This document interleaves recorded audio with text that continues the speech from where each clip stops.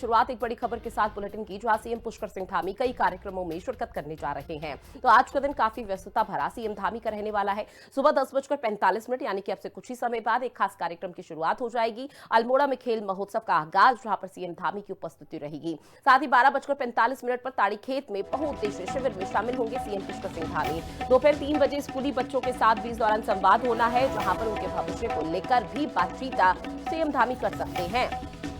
शाम 4 बजे पार्टी कार्यकर्ताओं से भी भेंट है, वार्ता करेंगे, उनसे बातचीत करेंगे और किस तरह से आगे आने वाले समय के लिए तमाम जो आगामी कार्यक्रम है उसको लेकर रीति नीति तैयार की जा रही है, उसको लेकर बातचीत सीएम पुष्कर सिंह धामी की तरफ से की जा सकती है। तो बड़ी खबर, आज पूरा दिन सीएम पुष्कर सिंह धामी कई कार्यक्रमों में काफी व्यस्त रहने वाले हैं। उनका जो शेड्यूल है वो काफी व्यस्तता भरा रहेगा। अब से कुछ ही देर बाद तस्वीरें आने का जो सिलसिला है वो शुरू हो जाएगा, क्योंकि 2 दिवसीय अल्मोड़ा के दौरे पर है और ये तो जो तमाम कार्यक्रम आप अपनी टीवी स्क्रीन पर पूरे स्केड्यूल के माध्यम से जान रहे हैं, ये सभी कार्यक्रम फिलहाल आपको बता दें कि अल्मोड़ा में ही आयोजित किए गए हैं।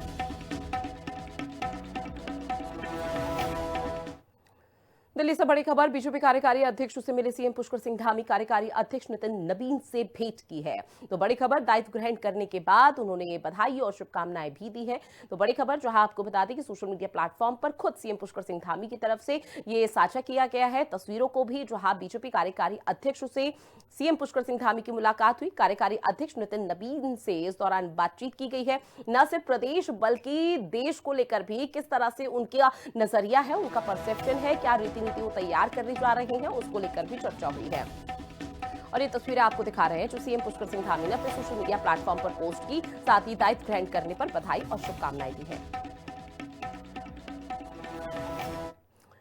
अगली खबर, जहां कांग्रेस में नया प्रदेश अध्यक्ष आने के बाद अब कार्यकारिणी की घोषणा का इंतजार है। पहले कार्यकारिणी नहीं बन पाई थी, जिससे पार्टी की शंका थी कि प्रदेश महामंत्री राजेंद्र शाह ने अब ये कह दिया कि काम सही तरीके से चल रहा है और इस महीने के अंत या फिर जनवरी के पहले हफ्ते में नई कार्यकारिणी का ऐलान हो जाएगा।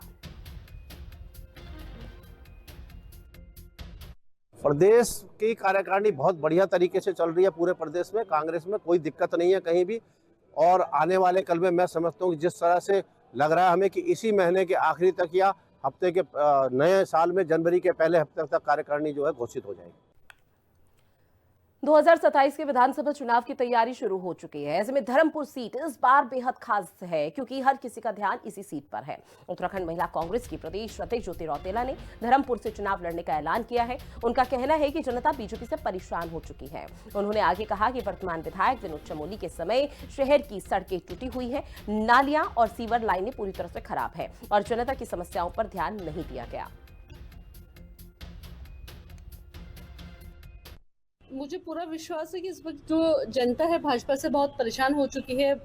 जो भाजपा के वहाँ पे 2 बार के विधायक हैं, 2 बार वो मेयर भी रह चुके हैं विनोद चमोली जी, जिस तरीके से आज उस सीट की स्थिति है शहरी क्षेत्र में होने के बावजूद वो कहीं ना कहीं बहुत परेशान, वहाँ पे सड़कें टूटी हुई हैं, नालियाँ नहीं हैं, सीवर लाइन्स खुदी हुई हैं और लोगों की बात को नहीं सुनने का काम जो विधायक जी कर रहे हैं। तो मुझे पूरा विश्वास है कि पूरी जनता इस बार बदलाव चाहती है और जनता अपने आशीर्वाद के रूप में मुझे विधानसभा जाने का मौका देंगे।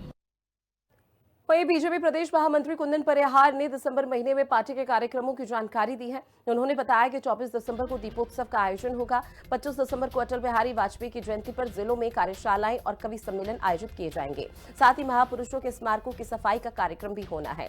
इसके अलावा 26 दिसंबर को वीर बाल दिवस मनाया जाएगा, जो गुरु गोविंद सिंह के पुत्रों जोरावर सिंह और फतेह सिंह की शहादत को याद करने के लिए है।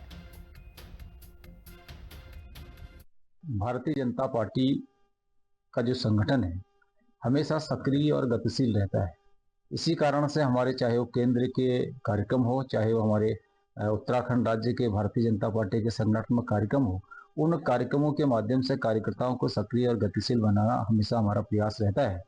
अभी हमारा जो कार्यक्रम है 25 दिसंबर को श्रद्धेय अटल बिहारी वाजपेयी जी की जन्म शताब्दी है। इस जन्म शताब्दी के कार्यक्रम में हमारी जिलों की कार्यशालाएँ होनी है और हमारे इसमें कवि सम्मेलन होने हैं। हमारे जो महापुरुष हैं उनके स्मारक हैं, उनकी स्वच्छता का कार्यक्रम होना है। 24 दिसंबर को दीपोत्सव का कार्यक्रम होना है और इसके साथ साथ 26 दिसंबर को वीर बाल दिवस का कार्यक्रम भी हम लोग मनाने जा रहे हैं।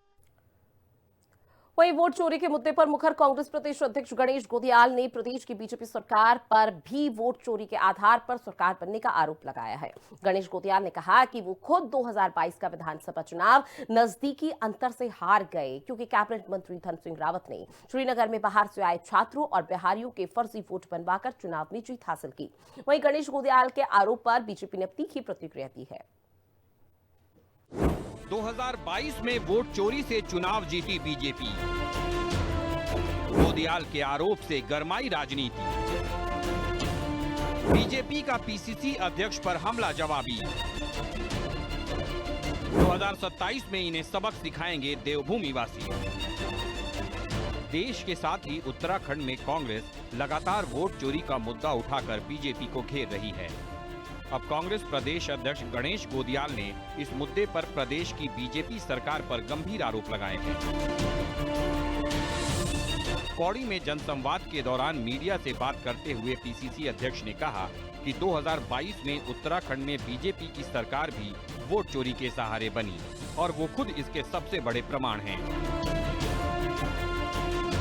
गणेश गोदियाल ने कहा कि वो श्रीनगर विधानसभा का चुनाव 2022 में केवल 580 वोट से हार गए क्योंकि वर्तमान में धामी सरकार में कैबिनेट मंत्री धन सिंह रावत ने श्रीनगर में बाहर से आकर पढ़ने वाले छात्रों और बिहारियों के हजारों फर्जी वोट बनवाए और उन्हीं वोटों के सहारे धन सिंह रावत ने चुनाव में जीत हासिल की। गणेश गोदियाल के बयान को बीजेपी ने उनकी हताशा बताया है। बीजेपी ने कहा है कि जनता से नकारे जाने के बाद कांग्रेसी अब इस कदर बौखला गए हैं कि वो जनमत पर ही तोहमत लगाने लगे हैं, लेकिन उत्तराखंड की जनता उन्हें इसका सबक 2027 में सिखाएगी। वोट चोरी से बनी है, जनता को गुमराह करके बनी है, जनता की आंखों में धूल झोंक के बनी है। गणेश गोदियाल उसका प्रमाण है। गणेश गोदियाल 580 वोट से चुनाव हार गया और इसलिए हारा कि धन सिंह रावत ने हजारों वोट जो बाहर के बच्चे थे, श्रीनगर में पढ़ते थे, उनके बनाए, बिहारियों के बनाए और इस प्रकार से गणेश गोदियाल कुछ वोट से हार गया। यही वोट चोरी है। अगर वोट चोरी का मामला होता तो ये 11 से 20 कहां से पहुंचते, ये 54 से 99 कहां से पहुंचते। अगर वोट चोरी का मामला होता तो इनके अल्मोड़ा के, लोहाघाट के, द्वाराहाट के या अन्य जगह के विधायक कैसे जीतते। ये हताशा दिख रही है साफ साफ, और कुछ नहीं मिला इनके पास तो इन्होंने कहते वोट चोरी का मामला है। और वोट चोरी के नारे का क्या हश्र हुआ है बिहार के चुनाव में, ये सब आपने देखा है। और ये अच्छी बात है, जितना वोट चोरी की बात करेंगे उतनी उत्तराखंड की देवतुल्य जनता इनके खिलाफ होगी और इसका खामियाजा इनको भुगतना पड़ेगा। केंद्रीय नेतृत्व के इशारे पर उत्तराखंड में भी कांग्रेस वोट चोरी का मुद्दा जोर शोर से उठा रही है। वहीं इसे कांग्रेस का आत्मघाती कदम बताते हुए बीजेपी बिहार चुनाव की याद दिला रही है। अब देखना होगा कि कांग्रेस के वोट चोरी के मुद्दे को देवभूमि की जनता किस तरह से लेती है और इसका 2027 में कांग्रेस को कोई फायदा मिल पाता है या नहीं। देहरादून से संवाददाता दीपिका भंडारी और शुभांगी भट्ट के साथ ब्यूरो रिपोर्ट, हिंदी खबर। बात अगली खबर की करेंगे, जहां उत्तराखंड विधानसभा अध्यक्ष ऋतु खंडूड़ी भूषण ने केंद्रीय रक्षा मंत्री राजनाथ सिंह से नई दिल्ली में मुलाकात की। इस दौरान उन्होंने रक्षा मंत्री को उत्तराखंड के लोक नाट्य रामायण पर आधारित पुस्तक भेंट की है और इसकी संस्कृति और परंपरा के बारे में विस्तार से बताया। रक्षा मंत्री राजनाथ सिंह ने उनके पिता मेजर जनरल सेवानिवृत्त भुवन चंद्र खंडूड़ी का भी हाल पूछा है और देहरादून आकर मिलने की इच्छा जाहिर की।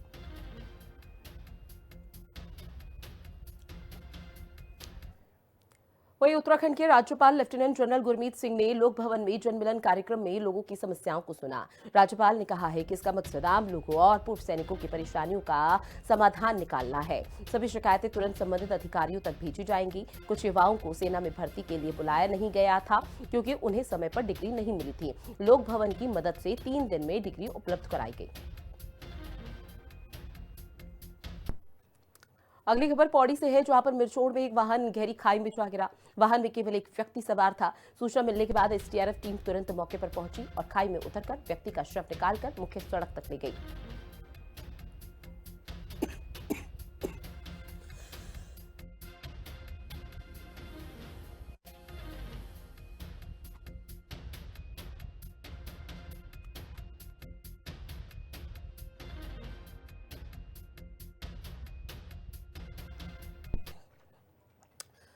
उत्तरकाशी के बड़कोट तहसील में एक घर में अचानक भीषण आग लगी। ये आग कोटी गगटाड़ी निवासी शैलेंद्र चौहान के लसरी नामे तोप मंजिला में लगी। आग इतनी तेजी से फैल गई कि घर में मौजूद लोग किसी तरह से बाहर निकलकर अपनी जान बचा पाए, लेकिन नेपाली मूल की 2.5 महीने की मासूम बच्ची आग की चपेट में आकर झुलस गई। ये गांव कोटी के शैलेंद्र सिंह चौहान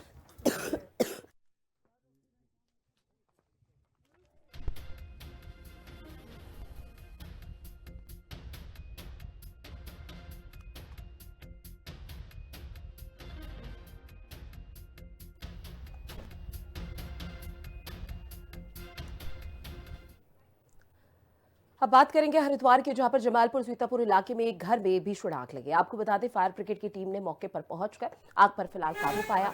आग लगने से घर का सारा सामान जलकर खाक हो गया। गनीमत ये रही कि कोई बड़ी जनहानि नहीं हुई।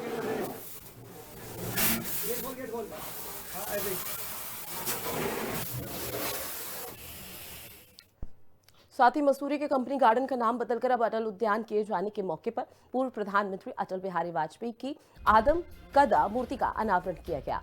बीजेपी प्रदेश अध्यक्ष महेंद्र भट्ट, कैबिनेट मंत्री गणेश जोशी और नगर पालिका अध्यक्ष मीरा सकलानी ने मूर्ति का अनावरण किया है। इस अवसर पर बीजेपी प्रदेश अध्यक्ष महेंद्र भट्ट का कहना कि देश भर में गुलामी से जुड़े नाम बदले जा रहे हैं और महान विभूतियों के नामों से ऐतिहासिक स्थलों की पहचान बनाई जा रही है। वहीं उन्होंने कांग्रेस पर भी निशाना साधा और कहा कि जनता ही तय करती है कि कौन राम के वंशज है और देवभूमि की जनता बार बार राम के नाम पर विश्वास जता चुकी है।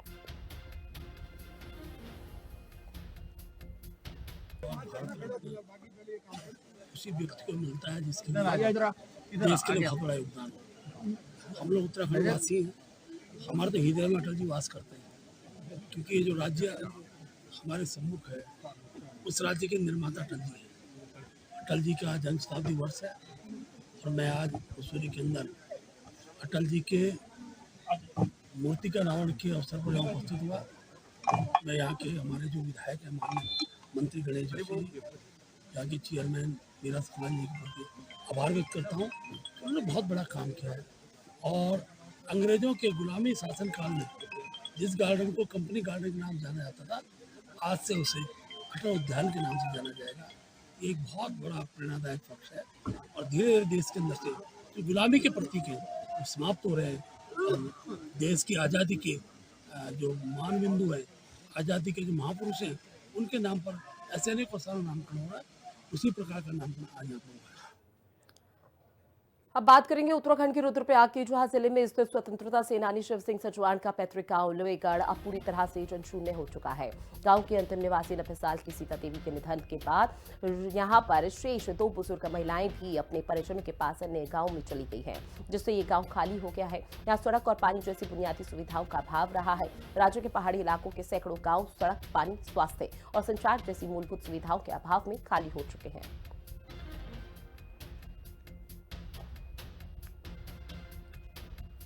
पेयजल, सड़क जैसी बुनियादी सुख सुविधाओं के अभाव में रुद्रप्रयाग का लोहेगढ़ गांव पूरी तरह से जनशून्य हो गया है। सुख सुविधाओं के अभाव में लोगों ने यहां से धीरे धीरे पलायन किया और आज गांव पूरी तरह से जनशून्य हो गया है। तस्वीरों में आप देख सकते हैं, गांव में पूरी तरह से सन्नाटा पसरा हुआ है। गांव पूरी तरह से वीरान पड़ा हुआ है। गांव में है सिर्फ खोखले होते हुए मकान और कटीली झाड़ियां। लोहेगढ़ का नाम उत्तराखंड के 52 गढ़ों में गिना जाता है। जहां से कभी राजा रानी ने हुकूमत चलाई, वो गांव आज सुख सुविधाओं के अभाव में पूरी तरह से वीरान हो गया है।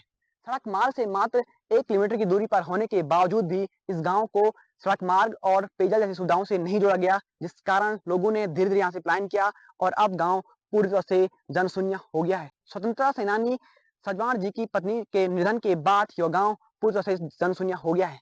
अगर 10 साल पहले की बात करें तो इस गांव में 15 से 20 परिवार जीवन यापन करते थे, लेकिन सुख सुविधा न मिलने के कारण लोगों ने यहाँ से धीरे धीरे पलायन किया और अब गांव पूरी तरह से जनशून्य हो गया है। जहां सरकारें तमाम तरह के बड़े बड़े दावे करती है कि सुख सुविधाएं दी गई है, सड़क मार्गों का विस्तार किया गया है, वहीं सरकार के इन दावों को उत्तराखंड के रुद्रप्रयाग का लोहेगढ़ गांव खोखला साबित कर देता है, जो गांव आज पूरी तरह से सुख सुविधा के अभाव में वीरान हो गया है। अगर कहीं ना कहीं सरकार एक बार फिर से इस गांव को सुख सुविधा मुहैया कराए या सड़क मार्ग से जोड़े, पेयजल की आपूर्ति सुचारू रूप से चालू करें, तो कहीं ना कहीं रिवर्स प्लान करके इस गांव को पुनः बसाया जा सकता है। परवीन रावत, हिंदी खबर, रुद्रप्रयाग। वहीं मसूरी के माल रोड को अतिक्रमण मुक्त कराने के लिए प्रशासन ने सख्त कदम उठाने की शुरुआत कर दी है। माल रोड पर सालों से लग रही पटरी दुकानों को पूरी तरह से हटाने के उद्देश्य से स्थानीय प्रशासन और नगर पालिका ने संयुक्त अभियान चलाया।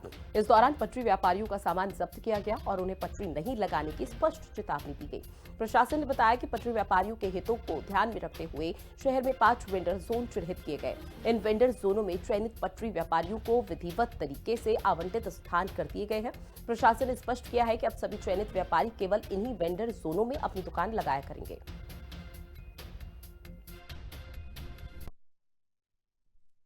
हमारी कल की बैठक आयोजित की गई, जो एक तरह से अंतिम बैठक थी प्रथम चरण की, उसमें पूर्व से जो डेट निर्धारित थी 20 दिसंबर, जो उप जिलाधिकारी महोदय की अध्यक्षता में जो बैठक हुई थी लगभग 1 माह पहले, उसमें ये डेट दी गई थी।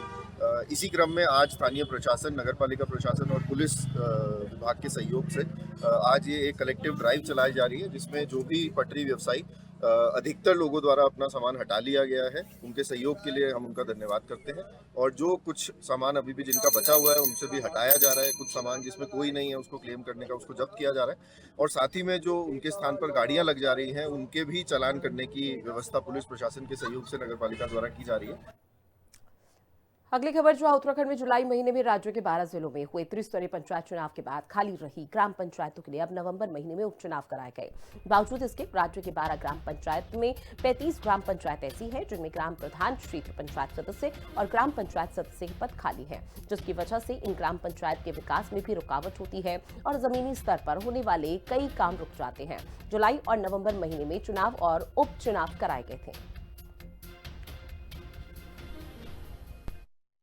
पंचायत कंस्टिट्यूट नहीं है, वहाँ पर एडमिनिस्ट्रेटर की व्यवस्था जो है कंटिन्यू किया जाए, क्योंकि उस ऑर्डर में था कि उपनिर्वाचन तक नामित किए जाएंगे। और अब हमारी करीब 7817 में सिर्फ 35 ग्राम पंचायतें हैं जो कॉन्स्टिट्यूशनली कंस्टिट्यूट नहीं हुई हैं। 2/3 मेजोरिटी उनकी वार्ड मेंबर्स की नहीं बन पाई है। देहरादून में नगर निगम का खजाना लगातार बढ़ रहा है। इस साल दिसंबर तक 35.89 करोड़ रुपए भवन कर के रूप में जमा हो चुके हैं। नगर निगम ने बताया कि पिछले साल की तुलना में इस साल भवन कर वसूली ज्यादा हुई है, जिसके पीछे कारण है ऑनलाइन भुगतान, नियमित अभियान और बकाया कर वसूलना। इस बार नए तरीके से बिल व्हाट्सएप पर भेजे गए हैं, जिसमें करीब 5000 लोगों ने टैक्स जमा किया। इस बार जो हाउस टैक्स का, प्रॉपर्टी टैक्स का जो प्रमुख हमारा राजस्व स्रोत है, उसको लेकर के सभी माह में निगम ने पिछले वर्ष की तुलना में अधिक वृद्धि दर्ज की है और अभी तक टैक्स कलेक्शन के कार्य में काफ़ी संतोषपूर्ण कार्य किया गया है। इसको और अधिक, क्योंकि इस बार हमने टारगेट बहुत ज़्यादा रखा है, लक्ष्य हमारा बड़ा है और IT इंटरवेंशंस के माध्यम से भी प्रयास किया जा रहा है कि अधिक से अधिक लोगों तक और टैक्स धारकों तक पहुंच करके इस प्रक्रिया को सरल बनाया जा सके। अभी तक व्हाट्सएप टैक्स का जो एक सिस्टम बनाया गया है, उस प्रणाली के अंतर्गत भी 5000 से अधिक टैक्स धारक अपना टैक्स जमा करा चुके हैं और उनको रसीद भी अपने रजिस्टर्ड मोबाइल नंबर पर प्राप्त हो चुकी। अब खबर लक्सर से, जहां पर पुलिस ने 8 घंटे के अंदर ही एक शातिर चोर को गिरफ्तार कर लिया, जिसने सुल्तानपुर में सीमेंट फैक्ट्री के बाहर से 800 कट्टे सीमेंट से भरा ट्रक चोरी किया था।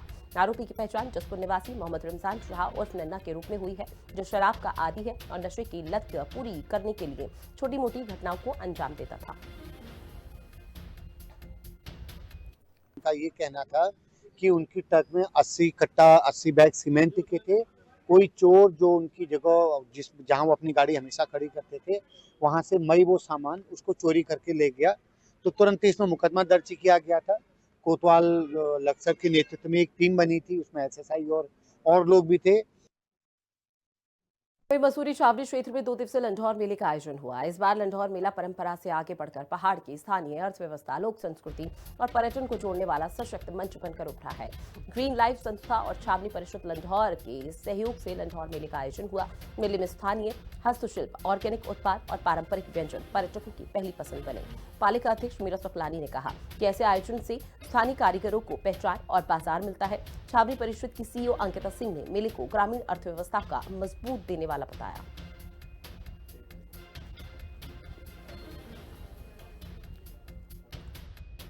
का उद्देश्य है लोकल आर्ट्स और क्राफ्ट को प्रमोट करना, लोकल पहाड़ी व्यंजनों को प्रमोट करना और जो लोकल आर्टिस्ट हैं हमारे उनको नेशनल या ग्लोबल प्लेटफॉर्म देना, जिससे कि वो लाइमलाइट में आ सके और अपने आर्ट को शोकेस कर सके सब लोगों को।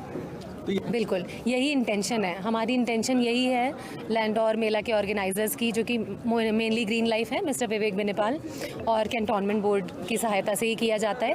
बेसिक इंटेंशन ही ये है कि टूरिस्ट यहाँ आके पहाड़ी कल्चर को देखें, पहाड़ी कल्चर को समझें और पहाड़ी कल्चर के हिसाब से एंजॉय करें, rather than bringing the city life here. They should enjoy the पहाड़ी लाइफ हियर। ये कि बहुत खूबसूरत जगह पे लैंडोर मेले का आयोजन हो रहा है और आप जैसे देख रहे होंगे कि यहाँ पे लोकल लोगों के साथ साथ यहाँ का टूरिस्ट भी इस मेले का लुत्फ़ उठा रहा है।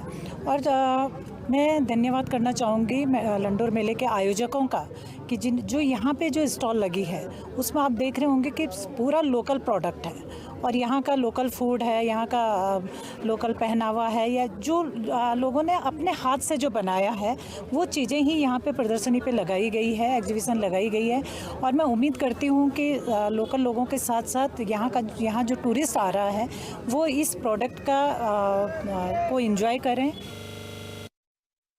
11 साल हो चुके हैं इसको करते करते। ये जब शुरू हुआ था तब बहुत कम लोग यहाँ आया करते थे लैंडोर में। लोगों का ये रहता था कि विंटर लाइन में सारा मसूरी भरा रहता है और लैंडोर खाली रहता है। तो हम लोगों ने ये प्रयास करीब 11 साल पहले शुरू करा था। आज ये एक टूरिस्ट के लिए स्पॉट बन गया है। इंटरनेट पे अगर आप देखेंगे, सोशल मीडिया पे देखेंगे तो लोग इस मेले को बहुत अच्छे से जानते हैं और इस मेले की वजह से मसूरी आते भी हैं। तो डेफिनेटली 25 साल जो इस उत्तराखंड के हमारे स्टेट के हुए हैं उसमें 11 साल तो हमारा ही कंट्रीब्यूशन रहा है टूरिस्ट को इन्वाइट करने का, अट्रैक्ट करने का, अपनी खुद से मेहनत करने का, ताकि यहाँ के जो लोकल शॉप्स हैं, ट्रेड्स हैं, उनको थोड़ा बिजनेस मिल सके। वहीं महिला कांग्रेस कमेटी उत्तराखंड की नवनियुक्त ऑब्जर्वर पूनम पंडित का उत्तराखंड आगमन हुआ है। इस खास मौके पर प्रदेश कांग्रेस मुख्यालय देहरादून में प्रदेश महिला कांग्रेस कमेटी ने उनका भव्य स्वागत किया। पूनम पंडित ने तमाम महिला कांग्रेस कार्यकर्ताओं के साथ बैठक की और आगे की रणनीति पर चर्चा की। उन्होंने कहा कि उत्तराखंड महिला कांग्रेस में अपार संभावनाएं हैं। संगठन को जमीनी स्तर पर और अधिक मजबूत करना, महिलाओं की समस्याओं को प्रमुखता उठाना और कांग्रेस की विचारधारा को हर वर्ग तक पहुंचाना प्राथमिकता रहेगी। देखिए, जो आज का दौरा मेरा एज ए प्रभारी लगा है उत्तराखंड में ऑल इंडिया महिला कांग्रेस की तरफ से, एक हमारी कार्यकर्ताओं की सिर्फ मीटिंग थी। आज कार्यकर्ताओं की मीटिंग में इतनी सारी महिलाएं इतनी दूर दूर से कि पौड़ी गढ़वाल मंडल, कुमाऊं मंडल, सभी पदाधिकारी यहाँ पर आज मौजूद रही हैं और आने वाले समय में ये मीटिंग तय करेगी इस उत्तराखंड की महिला कांग्रेस की राजनीति को, महिला कांग्रेस को जो हमें आगे बढ़ाना है। दूसरी बात, महिला कांग्रेस के साथ साथ हमें यहाँ की महिलाओं की आवाज उठाना बेहद जरूरी है।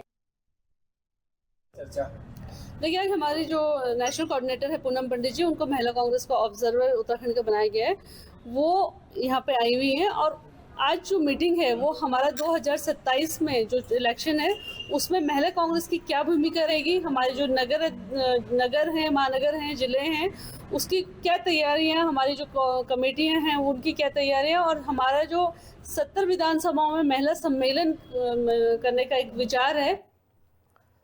और चलिए बुलेटिन में इतना ही। आप बने रहिएगा हिंदी खबर के साथ। नमस्कार।